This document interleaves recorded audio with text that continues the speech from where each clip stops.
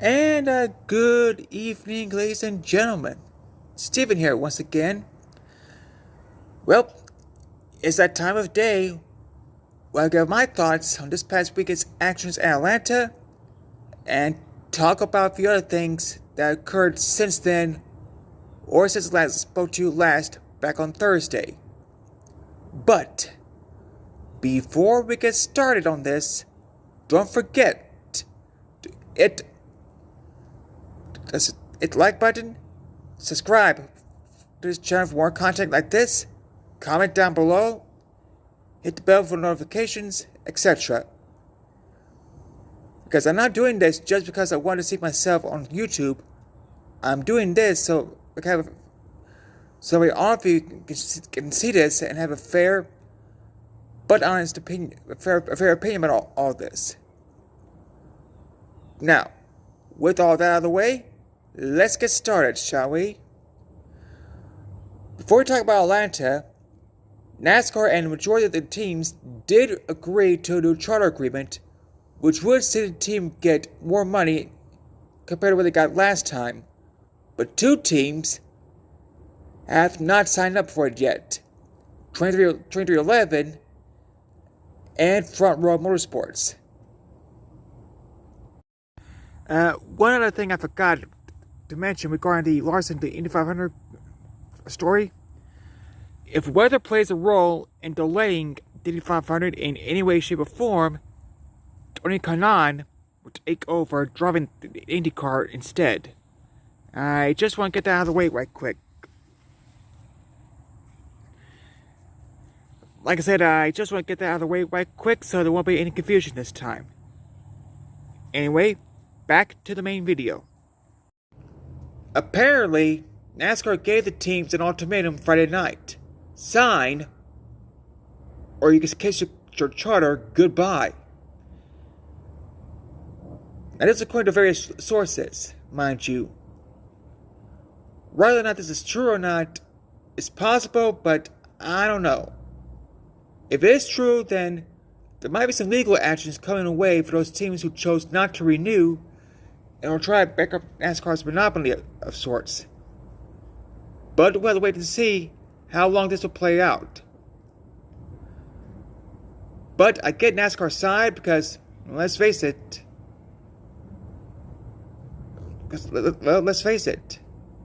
teams come and go, but the sport will always be there. But I get the team's point of view is that fans care about the teams more than they care about the sport. And I'd rather say the drivers instead of, the ones running the show. But we'll see how this goes, and hopefully all sides will agree to this new charter agreement, which is set to expire the same time as the new media deal is. In other words, we're back to square one again come 2031. So keep your eyes peeled for that. Before we talk about Atlanta, Kyle Larson did confirm along with Hendrick Motorsports that yes, come 2025, he will once again do the Indy 500 and Coca-Cola 600 race weekend, meaning that we might have the same problem once again, especially if weather plays a role in it like it did this year. But we'll wait until May to find out how everything will play out for Larson this time. But hopefully, Diamond does well in Indy, and we'll be able to make it in time to start work at Charlotte. Otherwise, it'll be the same problem as before, with Allgaier getting the points, for example, but not Larson. And if you recall, he missed out on the regular season championship on the driver's side of things by 1 point. Although the final team did win the owner's side of things when it comes to the regular season championship, thanks in part to Allgaier. But with what happened this time, we'll see how things play out in May. But I did want to get my thoughts on the matter right quick as well.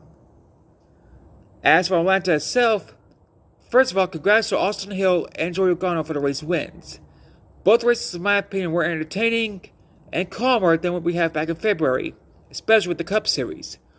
Although the playoff drivers struggled to say the least, including Larson, Truex, and Hamlin.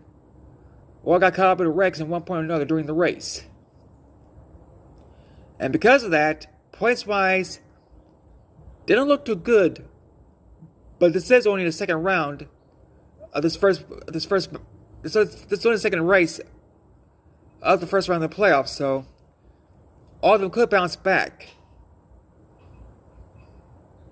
Logano is the only one right now that is locked in going to Bristol. Not going to Bristol, go to the next round. Meaning he's got a 2-week vacation, more or less. And not having to worry about wins, per se. Although he could, if he wants to, sweep the race weekend. Now, every year since the format was introduced, only even years, Logano did make the Final Four each year, winning it twice, and ended up second or third those other 2 times. If Logano makes it to the championship 4 this go around, I don't know if he has enough power to. I don't know if he can win it, but he will have a chance done the same. The only difference is that this is by far the earliest he has won a race in the playoffs, regardless of the format. Another fun fact that I want to share right quick is that outside of Suarez, Atlanta since 2022 has been dominated by either a Hendrick driver or a Penske driver. So just keep that in mind when we get back to February when we go back to Atlanta in February on who's the favorites. Because right now that track is Hendrick versus Penske. Then there's everybody else. Which is waiting to see in February if we get a third contender in or not. As for Watkins Glen this weekend, because I want to get that out of the way right quick, it might be a fun race. The only time in that track's history thus far that will be in the playoffs. And of course for the Xfinity Series, this will be the last stop on USA, as the CW will take over beginning the following Friday at Bristol. We do know that Rick, Steve, and Jeff will call those races on the CW, but no final word yet on the pit crews, or rather the pit reporters, as well as pre- and post-race coverage, as far as going to hosting that. But I would suspect that most likely, because NBC will be producing those races, you'll still hear Marty, Kim, Dave, Al, and Dale in some capacity as well. But we'll see next Friday who's going to host everything on the CW side of things. But with that, I'm going to wrap things up from here. I'll give you my picks for Watkins Glen next time. But until then, this is Steven saying bye.